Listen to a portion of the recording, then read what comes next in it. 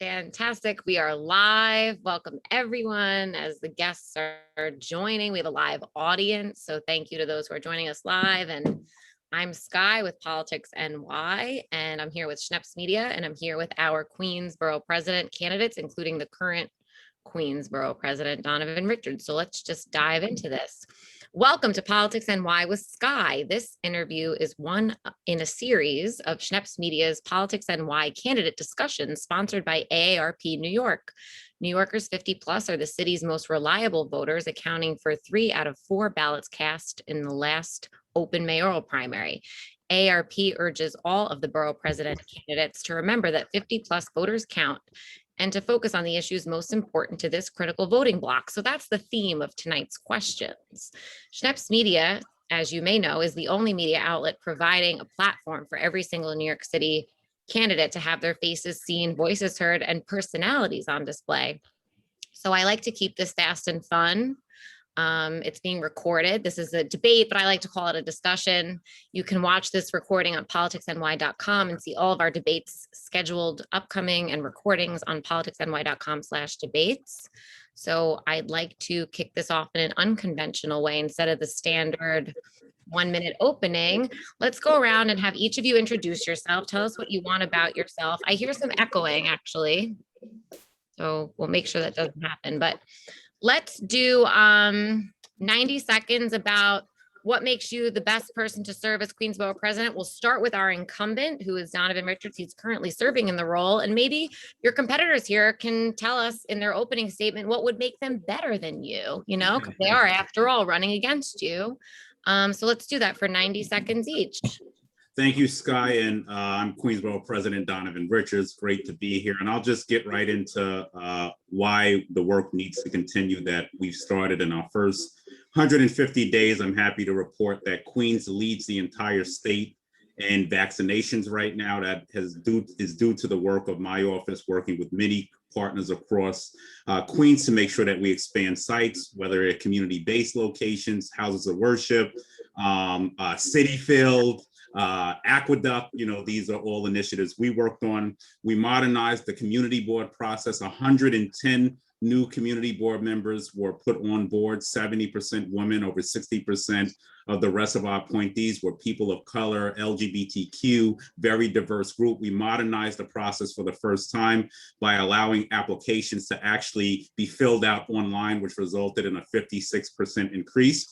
We secured $17.5 million from the New York Mets to help our small businesses across Queens. Over 700 businesses thus far have benefited from that grant, which really was a lifeline to our small businesses who were behind on their rent. I co-chair the JFK Advisory Board and was able to secure 20,000 jobs working in partnership with Congressmember Gregory Meeks to redevelop Terminal 1 at JFK Airport. 10,000 of those jobs will be good union jobs coming to Queens. We secured a new precinct for Queens, one of the first in a long time, the 116th precinct, which will also have a community center embedded in it, in a food pantry, as well as another community center in which I work with council members Danique Miller and Adrian Adams to secure for South Queens. I also was able to get the mayor to expand the Cure of Violence program. As we talk about crime right now, we now will have the Cure of Violence program expanded in the Astoria houses, Woodside houses, in the 105th precinct. I led the fight in March against Asian hate. And then I'll end with saying that coming in, we talked a lot about fair share in the borough president's office. I secured more money than any other borough president in terms of the capital budget this year. Just coming in my first 150 days, we secured $70 million to allocate across the borough. And yesterday we made a phenomenal announcement and a big investment in Elmhurst Hospital, $5.5 million to ensure that as we reimagine where Queens goes, we're looking at it from an equitable fashion as well. So thank you. Let's get to work. Thank you. And that's our incumbent current Queensborough president. He wanted a special election. And now let's hear from Jimmy Van Bramer, who's challenging Donovan Richards on this Democratic primary. 90 seconds to you, Mr. Van Bramer, to tell us about your idea and what would make you the better candidate. You're on mute. Thank you so much, Skye, for having me and for having all of us here for this important discussion.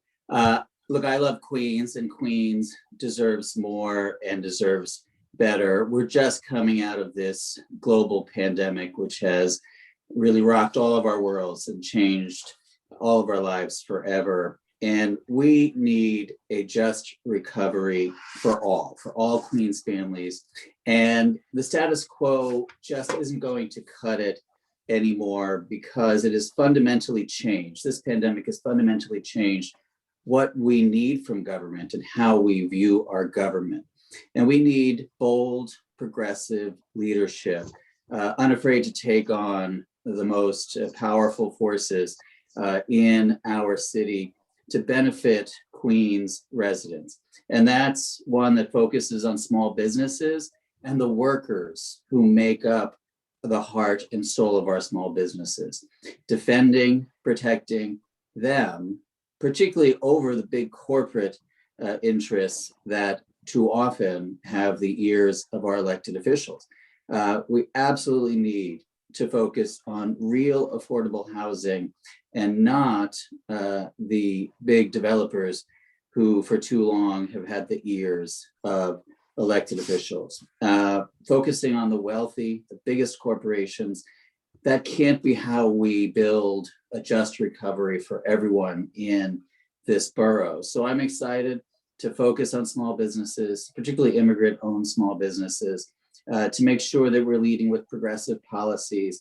This borough, the borough we all love on this call, is leading the way in so many ways. And I'm so excited to be a part of that change and part of what will be not just a great comeback, not just a great recovery, but one that is a recovery and a comeback that starts with a real focus on equity, a real focus on justice. And that's what I want to do as the next Queensborough president. Thank you. And same question to you, Elizabeth Crowley. Welcome, and tell us a little bit about yourself and why you think you'd be the best Queensborough president. Good evening, Skye. Thanks for organizing tonight's candidates forum. Thank you and PoliticsNY and all the viewers and participants, and especially my colleagues and opponents who make tonight a more interesting forum. Glad to see them all. I'm so proud to be a lifelong Queens resident, born and raised here, raised my two sons as a single mom. I was born in a big family, the 14th of 15 children. I learned early how to fight for what is right, what I believed in, and to never back down. I'm known to be a fighter. The years I served on the city council, I fought for the district I represented and all of New York City. I fought for real reforms. I fought the mayor when he wanted to close firehouses, fought the speaker for a fair share for every council district. I inherited the most overcrowded school district, and we fought to make sure that when I left the city council, it was no longer overcrowded. You know, my grandparents came here to Queens and settled as immigrants with nothing but the American dream. I want to keep that American dream alive and real, the American Queens dream. But we were so vulnerable when COVID hit us. We were the most overcrowded borough, our schools, our trains operating beyond capacity, and we had the fewest hospital beds out of anywhere in the city. And now that the virus has wreaked havoc on our economy, we need a real fighter that's going to make sure that our kids are back at school and don't have Zoom in the room, but a real teacher for September. We have to work together to fight this rising crime. And I'm the only candidate, Democratic candidate, that is against defunding the police. We need to make sure we keep the police where they belong, protecting our communities. And Queens is no longer that affordable borough. We're paying the highest in property taxes, and we get the fewest amount of affordable housing units. I want Queens to be more affordable for those who live here and for our newcomers. I'm going to fight to make sure that we have a safer, more affordable, and more equitable borough. And I join the viewers to join me. I invite the viewers to join me in this fight. It's our fight. It's a grassroots fight. I'm not taking any funds from developers. I'm proud of that. And this is a grassroots campaign with people from Queens leading this fight with me. Thank you. And before we get to Thomas, I just want to say I hate cutting people off.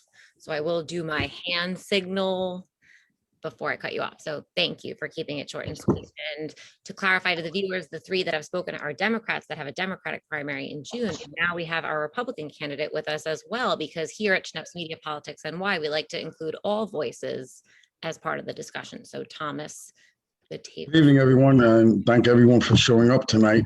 We had a debate the other night, and some of the people didn't show up. That was okay, but now we're here today.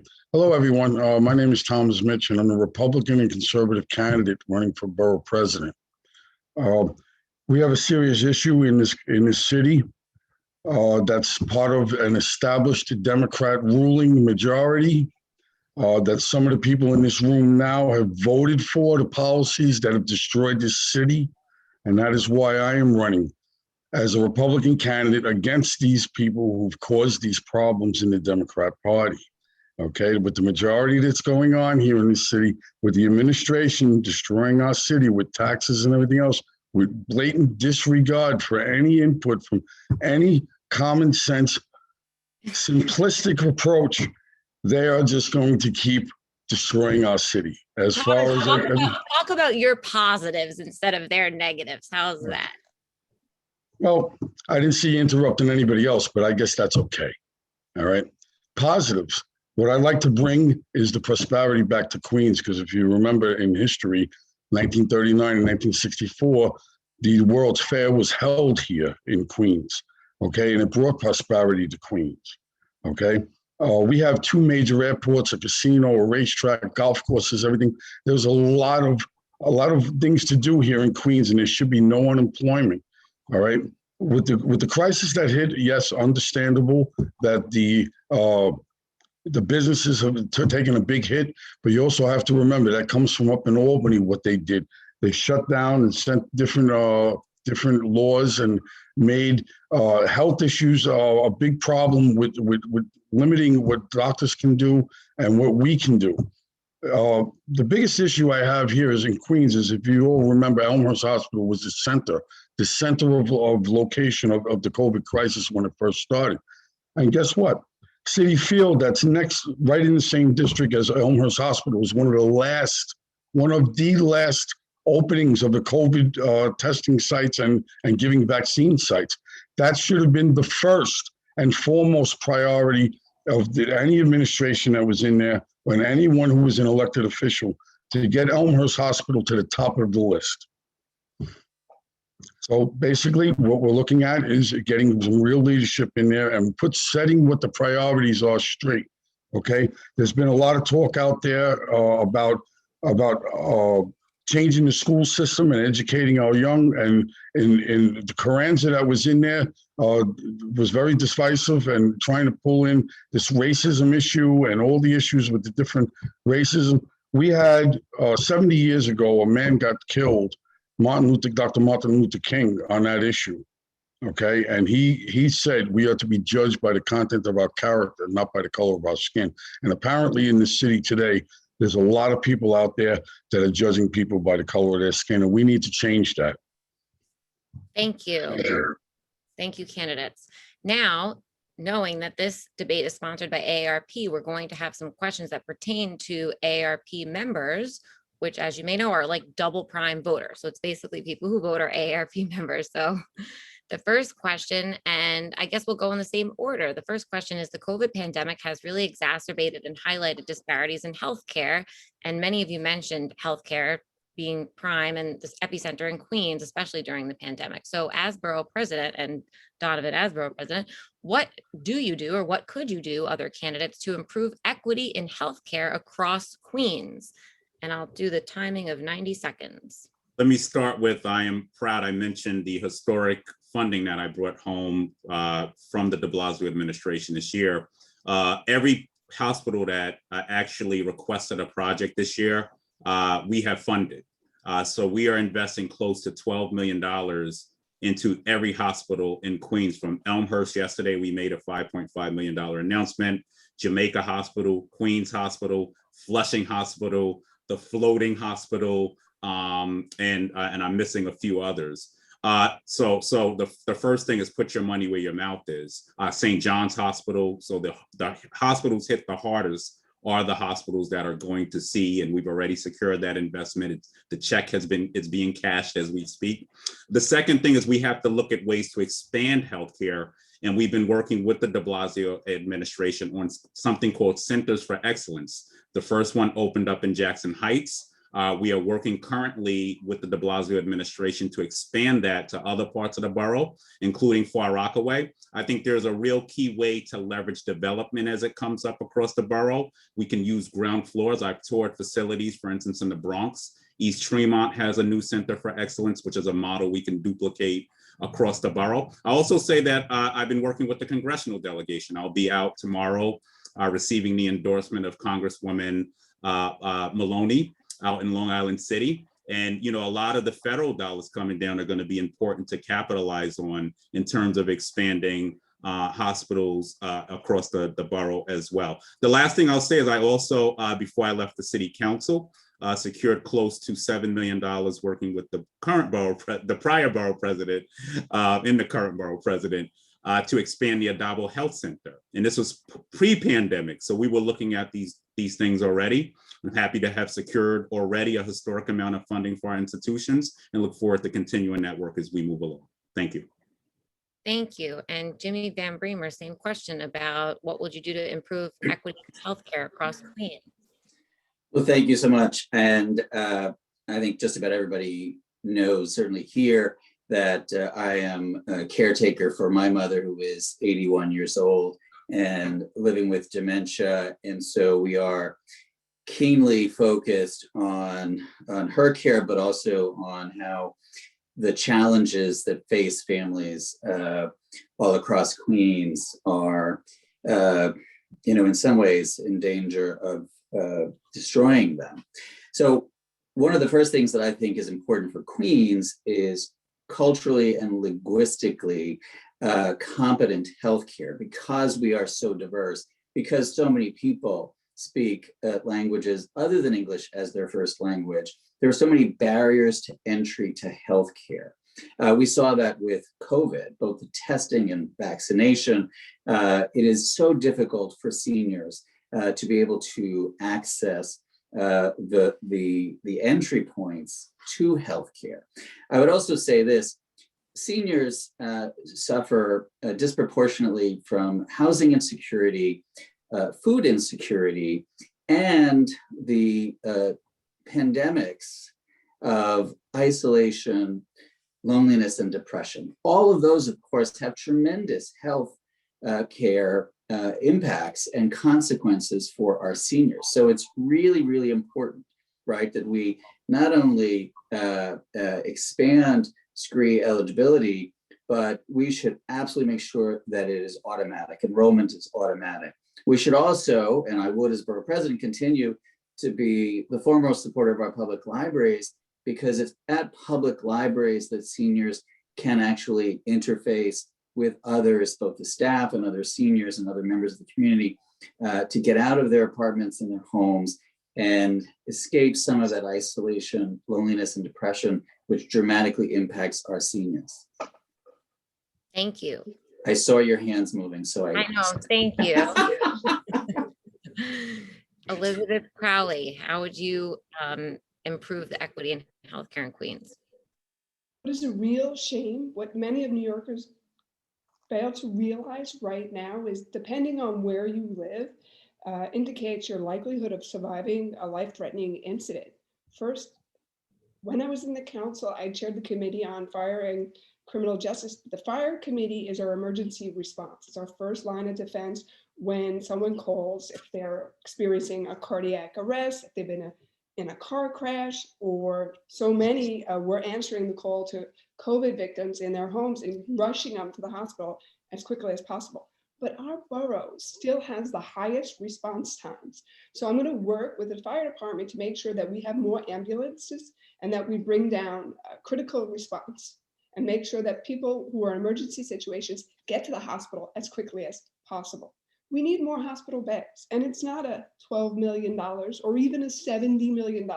You could put the entire budget, capital budget of the Queensborough presidents into a hospital, and you will not have enough to build a sufficient trauma unit. You need to partner with our leaders in Washington. We're fortunate to have Chuck Schumer, who is the majority leader, working right now hard to pass a real infrastructure stimulus package.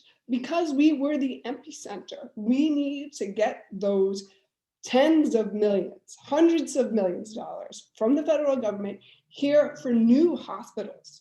Far too many of our community residents have to travel to Manhattan or travel to Long Island to get the critical care that they deserve. And look at the numbers. I really appreciate our leaders in Albany working to improve staffing numbers, but our hospitals in Queens have the worst staffing numbers, and also work to make sure that we give tax credits to nurses and doctors who work here in Queens, who choose to work here in Queens. And we have to remember that hospitals are businesses too. And when people are trying to figure out which hospital they'll go to for an elective surgery, we need to attract those hospitals that have elective surgeries here, because that's where the hospitals are making their money. We have to remember they're a business too, and work with them to want to open up in the neighborhoods that are so sorely needing better healthcare. I'm committed to delivering this, not only for our seniors, but for all of our families in Queens. Thank you. And Thomas Zmich, your thoughts on healthcare in Queens and how you would improve it? Well, first of all, Queens over the last 10 to 20 years has lost about 6 to 7 hospitals that have been closed. Mental institutions have been closed. There's people out on the street over the age of 50 who are mentally ill, who are homeless. What we need to do is streamline the system for accessoride. I had relatives who were in a similar situation, that seniors need to get the doctor appointments. They need to be picked up. They need to be around. And the paperwork that needed to be put in and the criteria that needed to be, that you needed to qualify in order to get in there, it was out of control. It was unbelievable. It was a waiting list. It was, when can they do it? What I'd like to do is with accessoride to be able to include also too, as part of that program, to be able to use the Uber like they did during COVID, use Uber, use Lyft, that the seniors can get a voucher from them and put it in, or have like maybe, 4 visits that they can go to, or whichever way, so that they can get to their health and medical issues taken care of from their own doctors, and not have to suffer sitting home waiting, when can I go to the doctor, or when I can get some medical attention. And also to, when it comes to seniors and healthcare, you need to remember what happened during COVID. We had a few friends whose parents were stuck in the nursing homes and could not see them for almost 9 months to 10 months because of the crisis. And they ended up passing away, and they never even got to say goodbye or see these people. It was very disheartening and very emotional for a lot of people that were out there and weren't able to, at least say goodbye to their loved ones. We need to streamline what they're doing up in Albany as far as medical, back on down to as far as the Queensborough president can do, working with the other city council people to make sure that our seniors are taken care of, because even with the streamlining of and trying to get the nursing homes built, or whichever way, where there has to be another way we can look into it, and we can put a panel together to look into these issues directly, because a lot of the seniors now are afraid to leave their homes with the crime problem we have, because it was bad enough they couldn't leave before. Now, because they were told stay home because of COVID, and now with the crime problem, and that needs to be addressed. And as you can see, the mayor has added another more police to the subway system, more to everything. So obviously that was a bad move last year. Thank you. That was nice. See, and there was some nodding and exchange while everyone was talking, so that's good. Okay, next question is about the AARP residents. Again, most AARP members, according to their surveys, don't believe they'll be able to afford to retire in New York City. So how will you address that? Or Donovan, how are you addressing that? And other candidates, how would you address that? Well, I think one, this is relatively why ensuring that vaccinations are continuing to roll in Queens is so important, because safety is key to getting the economy back.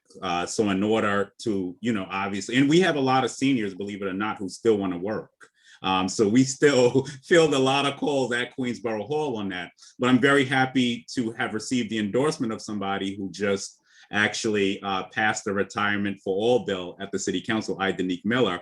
I think we have to start preparing for this much earlier because not every job provides an opportunity for you to retire, and you should be able to retire with dignity. I'm the proud son of a union worker who did not have access to a pension, almost 3 or 4 years ago until he became a building service worker. So to hear him speaking now about the opportunity for him to retire is something great.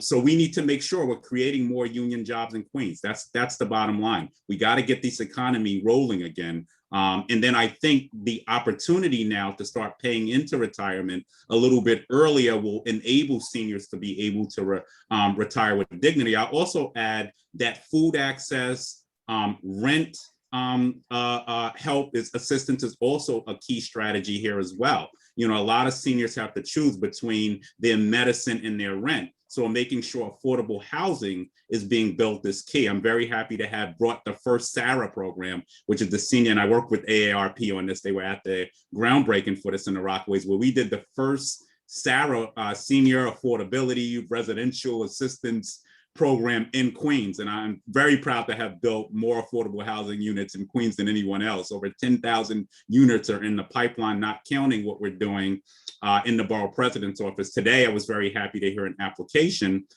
which will enable us to build another 200 SARA units for Queens. Seniors being able to live in dignity in a place with good quality and to retire is what we need to be focused on. So the affordability crisis definitely dovetails into this. Thank you. Great.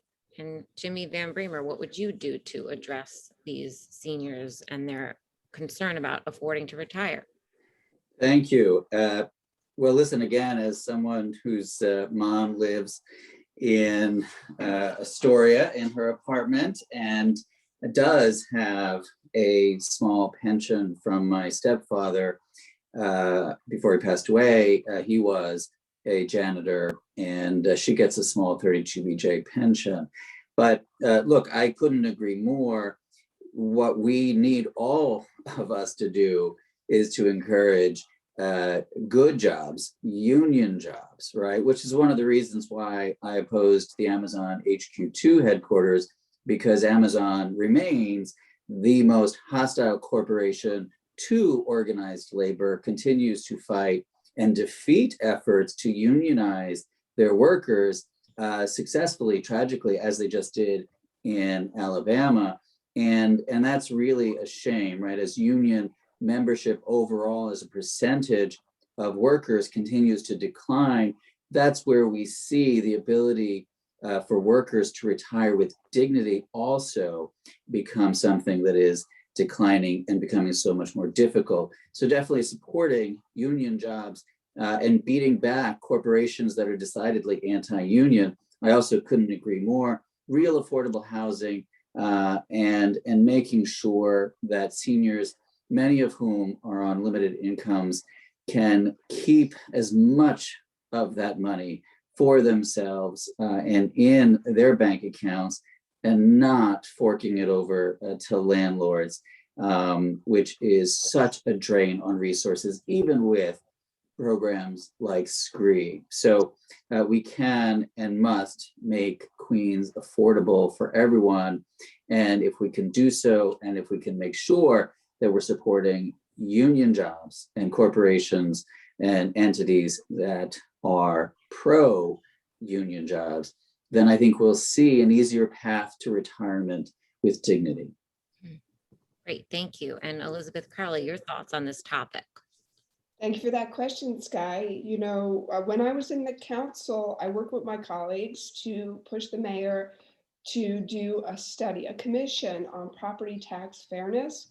And the commission came back last year with recommendations. And basically, it recommended a re-examining how we charge homeowners in Queens and throughout the city property taxes. But in Queens, it particularly says that we're getting unfairly targeted, that we're paying much more than our fair share, that millionaires in Brooklyn and in Manhattan are paying much less. I am committed to fighting for property tax fairness so that our seniors who are homeowners can pay less for taxes. They cannot afford these rising taxes. Additionally, I'm not taking funds from developers. Not all the candidates in this race are doing that because I'm committed to true affordable housing. We need to work to make sure that we have senior housing that's truly affordable. And lastly, like my colleague Jimmy Van Bramer said, his mom lives on a pension that comes from private union job. Union pensions are taxed, but not government pensions. So Jimmy, myself, Donovan will likely have a government pension that's not taxed. But I'm committed to working to get rid of that tax on private pensions so seniors like Jimmy's mom and other union pension recipients can have more money to put food on their table and to pay for their medicine and to pay for the other bills that they may have. Thank you. And Thomas Zmich, your thoughts on this topic? I'm very glad to hear that the other candidates are bringing up the unions and union work.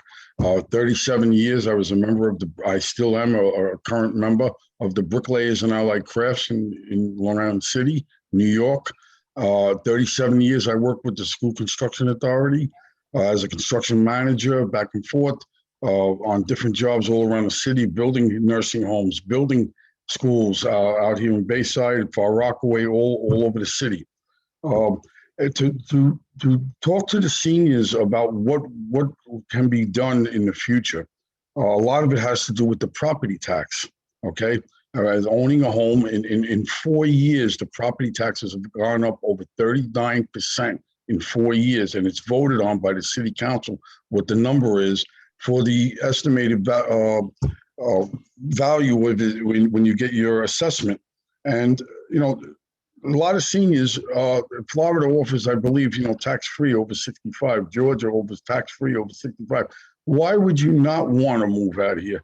The people need to rework and rethink how they want to keep those seniors here because they have a lot of equity in their houses. They mostly own most of their houses. Their mortgages are paid off. Okay, and what it comes down to is they're taxing their private pensions here in New York, and that goes all the way back up to Albany and the other officials that are in that state, in the state. So unless any of that changes, the borough president really can't do much for it except support and try to get those taxes down. What I would like to do as borough president is meet with each individual city council, whoever wins in November, and I win, and then meet with each one and work out a deal to bring both sides together where there's not no animosity against each other back and forth, because this is about we the people. This is about going against what establishment has been doing to the people here in our city, ruining our city or going forward, and trying to get together with everyone in the different districts, because you have some areas that are one-family homes mostly, some areas that are apartment buildings. Then you have the public housing. Every area is different, and every area has to be addressed differently. So what we need to do going forward is with people who are retired, and as Liz, I agree with you with the taxing the private pension stuff. I mean, it's unbelievable because I have friends that are over in Pennsylvania who don't pay any tax on their pension. Thank you. Thanks. See, that had some agreeances also. So thank you. That's the one thing that unites everybody: property taxes. Now let's get into 39% in 4 years. That's a lot of money coming out of everything else. Now let's get into crime, because I think this will divide us.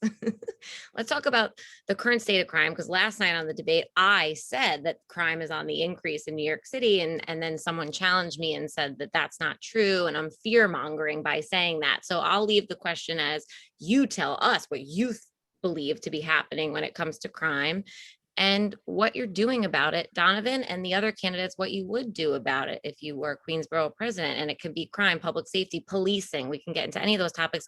And let's do 2 minutes each on this one, because I know it's a really hot topic. Well, I don't know if you know my story. I got involved in politics because my 19-year-old childhood friend was shot in the head. So this is a life mission for me. He was killed, was a young man from Southeast Queens, just like me. So this has been my life's work, and my journey into politics began when I saw him in his casket. And he's not the only one of my friends who I grew up with who ended up killed. So this is a life mission for me. It's more than a slogan. It's more than rhetoric.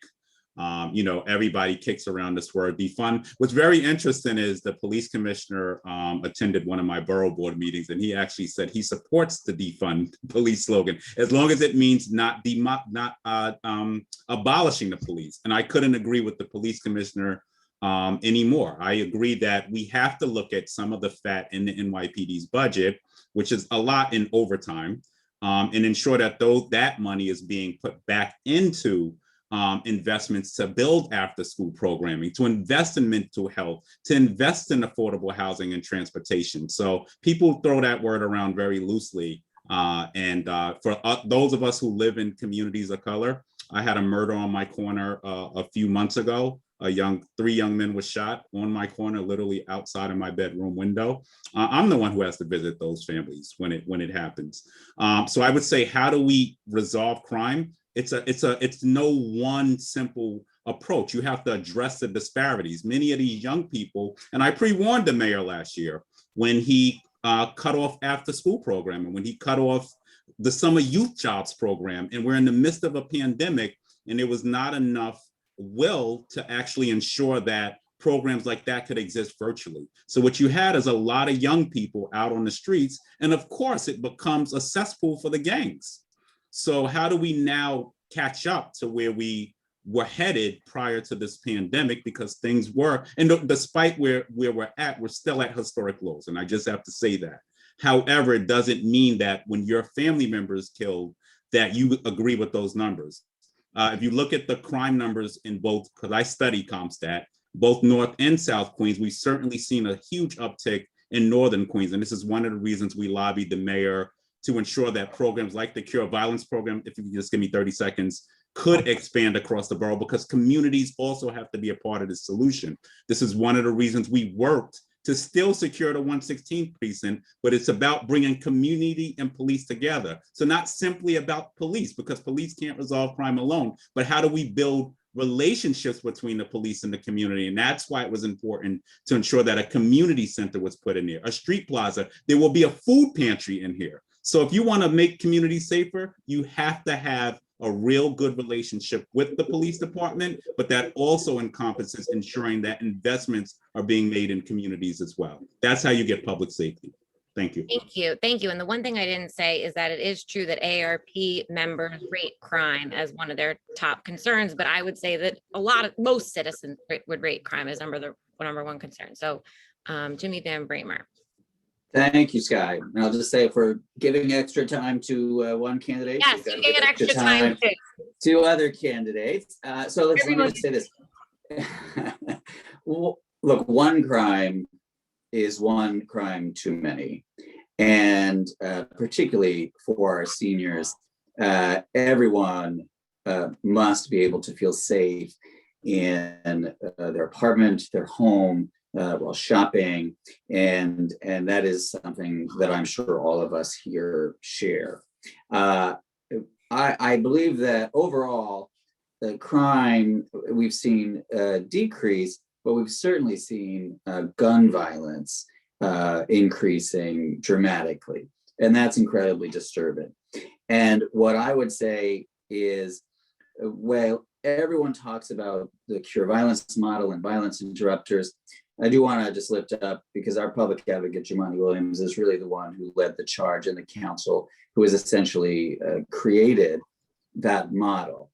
And look, if we are depending on police officers and district attorneys and the courts to be the ones to correct this, it's already too late by the time a police officer or the courts are getting involved, right? We have to do the things necessary to prevent criminal activity in the first place, right? And that means investing in education. That means investing in mental health. That means investing in after-school programs, making sure that culture and the arts are alive and a part of every child's education, regardless of their zip code, making sure that our public libraries are open 7 days a week, right, into the evenings, so young people have a place to go. After school programs, so incredibly important. And yes, when it comes to gun violence, obviously the tremendous expansion that we've seen in the cure violence interrupter programs is incredibly important. We've got to stop the illegal gun pipeline, which clearly is a source of the gun violence that we've seen happening. But we all have to acknowledge the systemic racism and inequality that exists in our society. And yes, the abuse at the hands of BIPOC communities too often by police officers and the mistrust that that creates. And so we have so much more that we can do to prevent crime from happening, addressing systemic racism and injustice in all forms of our life to make sure that Queens is a place where everyone can thrive and everyone can be safe. Thank you. See, that was extra time you got. And now, Elizabeth Crowley, your thoughts on this whole crime? We're coming out of the pandemic, which was a crisis, and we're facing a real crime crisis right now. The numbers don't lie. The police commissioner, after a shooting in Times Square, we want to reopen our city and invite tourists to come. But how could we invite tourists when 3 people are shot in Times Square and somebody else within hours is murdered in a different location? Crime in every category is going up.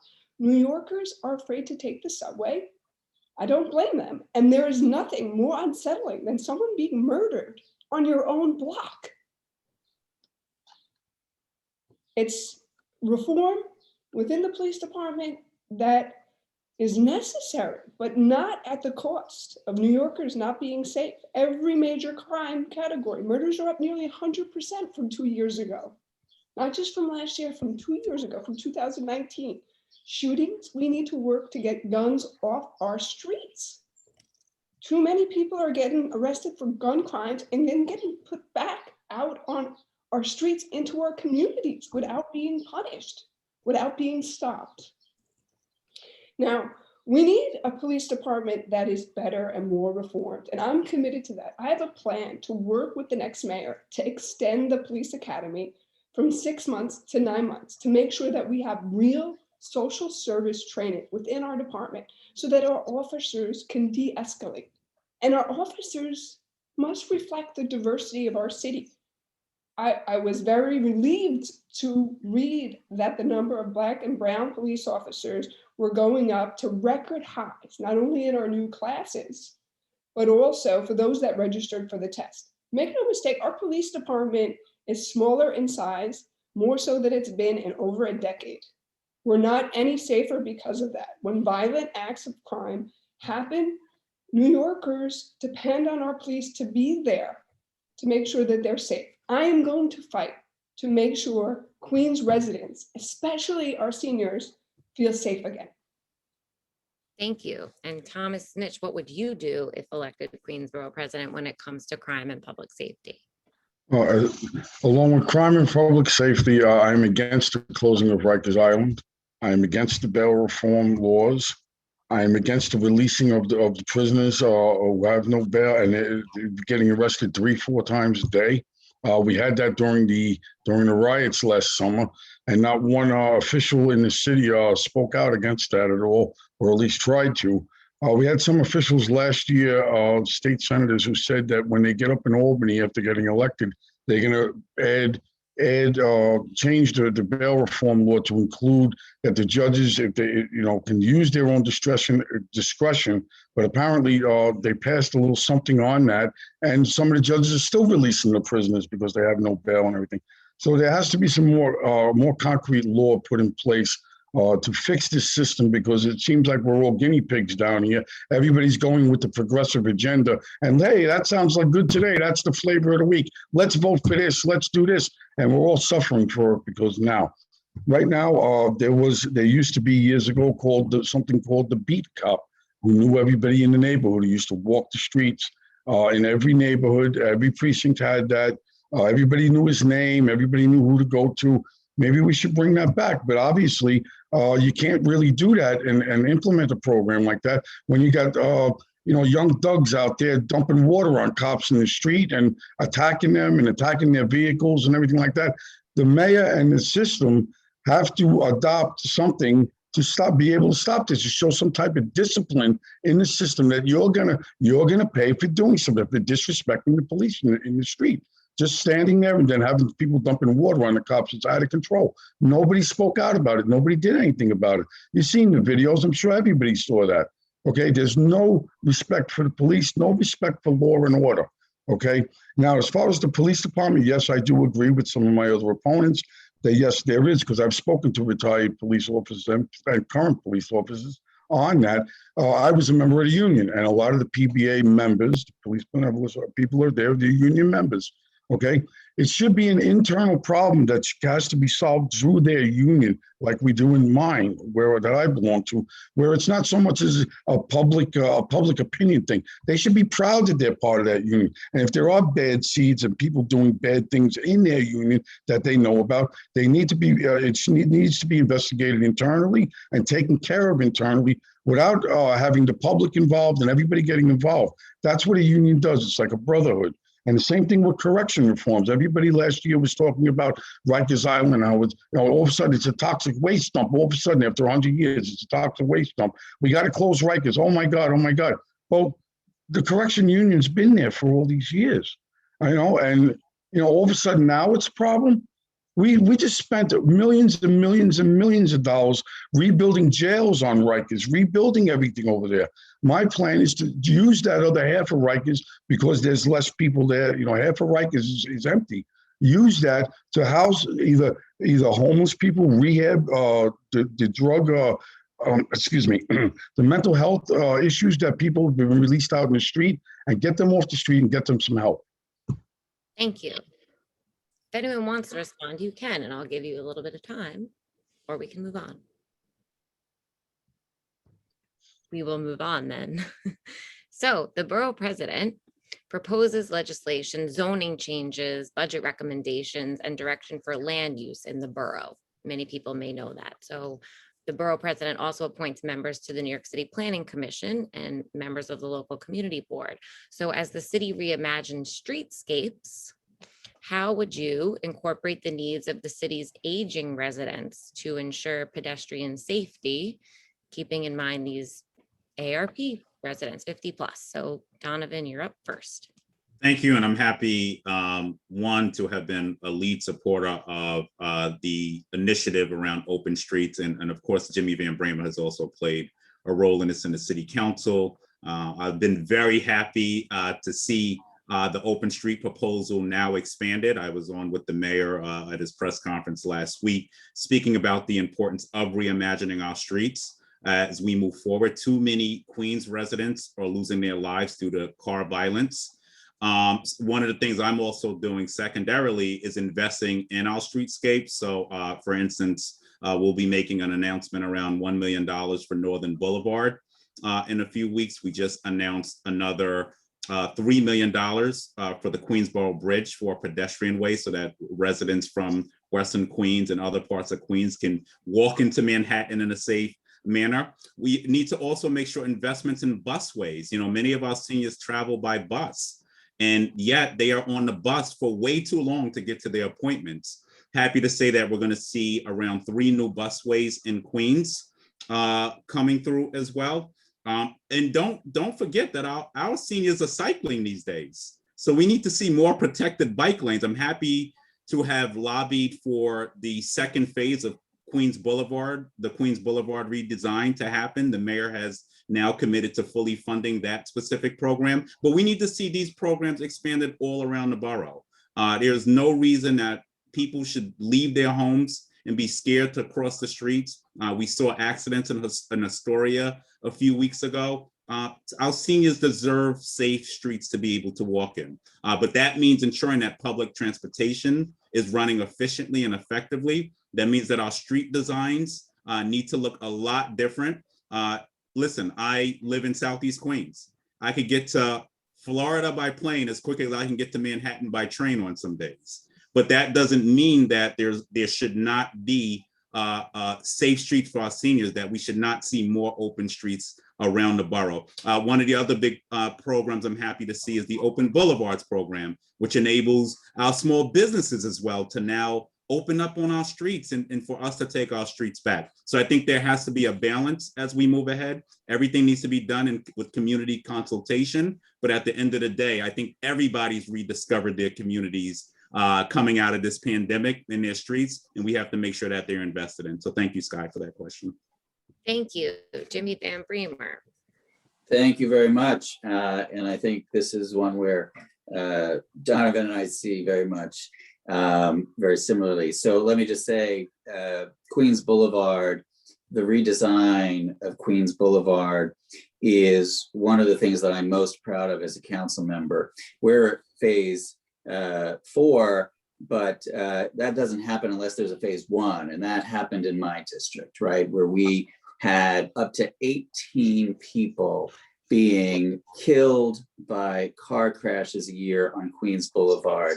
And many of them were seniors, right? Because that is a very, very dangerous boulevard to cross, but many do, because of course people live all along Queens Boulevard. I worked hard with the Department of Transportation, got our local community board to endorse it, and phase 1 happened. And after that redesign happened, which includes a protected bike lane on Queens Boulevard, deaths went to zero for 5 straight years, saved people's lives. The truth is, protected bike lanes save people's lives and make seniors safer. And open streets, open restaurants, open culture, all of that is about reimagining how we live by getting away from a car-centric culture to one that is focused on pedestrians, cyclists. And when we say pedestrians, of course, we are talking so much about seniors, right? One of the things the street redesign accomplishes is reducing the amount of distance that a senior has to cross the street, because you'll have a traffic island. You'll have a place for seniors to stop, go a quarter of the way, and then make it. So these programs are essential and must be expanded. A protected bike lane network borough-wide, certainly increased, better, more efficient bus service, because so many of our seniors do focus. And look, I'm proud to have led the fight on the Queensboro Bridge, which wouldn't have happened unless we marched and fought and biked. And that's going to save lives too. We know what to do. We know how to do it. It's safer for seniors when we have open streets, protected bike lanes, street redesign, and we move away from car culture. Thank you. Thank you. Elizabeth Crowley, your thoughts on streetscapes and pedestrian safety? Well, I'm happy to say that I worked with both of my colleagues in the City Council to first, Jimmy, you might not remember, but I was there that day and represented Queens Boulevard too, when the mayor and the Department of Transportation Commissioner broke ground, and I was very proud of being a part of that and supporting wholeheartedly making Queens Boulevard safer, certainly for our pedestrians and for bikers as well. And so Vision Zero, there's a lot that we could say about, or I could say critical about the de Blasio administration, but if there's one thing he's gotten right as a mayor, is reducing traffic crashes and pedestrian fatalities. And that we're so much safer when you're out walking on the street because of the policies that we all work together to put in place. And a project that I supported towards the end of my tenure on the City Council was being brave enough to come out early for the surface bus transit that expedited those. It was the first line in Queens of this SBS service. And despite opposition from many of my local colleagues representing Glendale, Maspeth, all along Woodhaven Boulevard, I stood shoulder to shoulder with then Donovan as a council member, and we helped the folks in Rockaway who had the longest commute to Queens Boulevard via the 53 and the 52 or the Q11. And with our partnership, we were able to reduce those commutes. So not only for our seniors, but for all commuters. I am committed to making buses and trains free for our seniors and buses free for all residents of New York City. I'm also committed to making sure that we're using existing rail lines that haven't been used in generations and working together to move people out of their cars and onto public transit. And I look forward to having the opportunity to do that with Thank you. people of Queens in the future. Thank you. And Thomas Zmich, your outlook on. Okay, yeah, I'll pick up right after Ms. Crowley, what she was saying, which is great because that's what I was going to come out and say that I really want to advocate for free bus and transit, all for every resident in New York City. They have it down in Washington, D.C. When we were down there, you could hop on a bus every 15 minutes. It was actually on time. Took you where you had to go in a basic structure, not in and out through the neighborhoods, but you can have like a grid system where you can get north to south, east to west. That is free for hardworking, for tax-paying citizens of this city. The federal government subsidized a lot of the MTA during the COVID crisis. And with our illustrious president down there that's now, I'm sure he'll approve some more money for us for the MTA to give us a free system here. But the big problem I have with the MTA now is their revamping of the bus routes that they were initiating last year over in Queensborough Hall. They had a meeting there and we went and looked at some of the stuff. What they want to do is now the bus stops are about 885 feet apart or so. They want to improve the transit on-time method for the buses and everything by eliminating every other bus stop to about 1,500 feet. 1,500 to 1,600 feet. Now that's almost a quarter of a mile. And that's too far for our seniors to walk from one bus stop to another bus stop. So we have to put an end to that altogether and it's got to be re-looked at. Okay, that's number one. Number two, the other big safety issue here we have in Queens that I've noticed and no one's really doing anything about is the electric bike problem that we have. They are very silent. Seniors are very hard of hearing. There's numerous people being hit or clipped along all the boulevards everywhere in the city. You can't hear them coming. I have a little bit of a hearing impairment and I understand I have to stay alert, stay alive on the streets out there because these people have no licenses and they don't know how to drive. Some of them, who knows if they're illegal or not, they can drive wherever they feel like it, on the streets, on the sidewalks, wherever they go. We need to have them take maybe just like the DMV, maybe a 5-hour safety class or something like that and try to implement that in our city or maybe even get them licensed. I don't want to go so far, I don't like the too much government regulation thing, but I would like to see them at least get some kind of training that they're not, and enforce the laws of them being on the sidewalk. Thank you. Great. 2 minutes left. That gives each of you just enough time to tell us a concluding thought and include in that concluding thought your superpower that you want everyone to know and remember you by as we conclude tonight's debate / discussion on PoliticsNY. So Queensborough President Donovan Richards, you are up first. Thank you. And this was great. And listen, it's not easy to run for office. So I really congratulate my colleagues who are on this line because we all are sacrificing a great deal of our time from our families to do this because we all are committed to public service. Let me just say, listen, we've gotten this machine rolling already. I talked about the investments coming into the borough. I talked about small businesses receiving the assistance that they need to keep their doors open. I talked about securing over 10,000 new union jobs for Queens through Terminal 1 development, but 20,000 jobs overall. I talked about the investments we're going to put into our cultural institutions, our hospitals, into our education system, into CUNY. I talked about securing the #1 budget this year in terms of borough presidents, as we talked about bringing out, getting our fair share for the borough. And let me just say this, the one thing I want to be remembered for is what Claire Schulman, before she passed away, said to me, get shovels in the ground. And we're doing that already. And I look forward to continuing to do that with the support of the voters of Queens as we move forward. Queens is the future. And when we stand together, there is nothing that can break us. We're going to come out stronger out of this pandemic, and we're going to do that together. So thank you for having me tonight, Skye. Good to see you again. Thank you. Yes, Jimmy and Bramer. Thank you very much. Well, I've never been asked what the superpower is, but what I will say is my mother is without question my superpower, because she is the strongest person I will ever know, and a person whose love and light shines through in everything. And if just a little bit of that I inherit, I will be a very fortunate person indeed. Look, Queens is, I think all of us can agree, clearly the greatest borough in this city.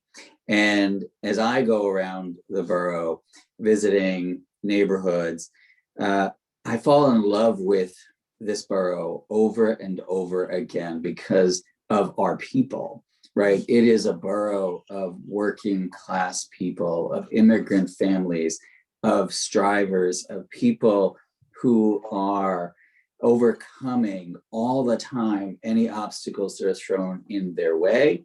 There is inequality, there is injustice. We are coming out of a pandemic, but there is so much hope, and I want to be that fighter and that champion, as I've always been, for the working people of this borough, and will give it everything I've got, as I have everything in my life. Thank you. Thank you. Liz Crowley, your final quick thoughts and superpower. I wish I had superpowers. If I did, I would take away pain, suffering, illness, and I don't. But if I do, if I compare myself to others, or ever since I was a young kid, my siblings would say, Elizabeth is a good listener. And my constituents that I represented in Queens will tell you the same. We need a borough president that is a good listener, because too many of our families have suffered. This year was impossible for too many of us. And we need a good listener who's going to work together with our communities to find the solutions within our communities, to help our problems, to help us move forward. I'm very optimistic about Queens and our future, and it is working together with our communities that we're going to make Queens better, not just for today, but for generations to come. I look forward to serving with you. Thank you. And Thomas Zmich, wrap it up for us with your final thought and superpower. Yes. As far as Queens in the future and superpowers, I don't believe that's just a fantasy world right there. Okay. But what's great is I believe that what I can do is get people motivated, get people excited, get people to understand and realize their full potential in the future in this city, because this city, we cannot lose this city to crime and to gangs and to the overall evil. What we need to do is give everybody the chance to realize that they do have a future here. I've lived here for 57 years. I've been to some other states and lived there for a couple of months here and there, but I always came back home to Queens.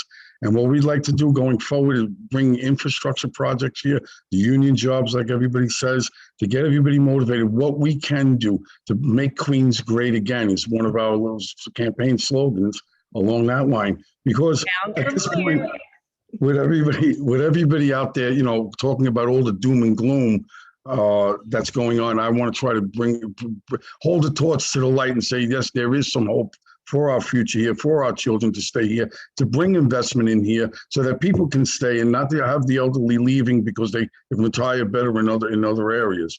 So what we need to do, like I said, with the school system and everything, I will be a voice of everyone out there. We're not afraid to open our mouth about things.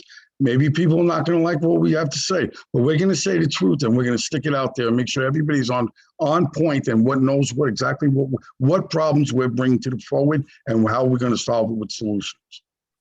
Thank you. Thank you to the Queensborough president candidate and the Queensborough president. Congratulations. Good luck, everyone. Thank you for being part of Schneps Media's PoliticsNY, this fun little debate forum sponsored by AARP New York. So get out there, get with it. Good luck to you. Stay safe and see you next time on PoliticsNY. Thank you, Skye. Thank you. Thank you, everyone. Have a great night, everyone. Take care.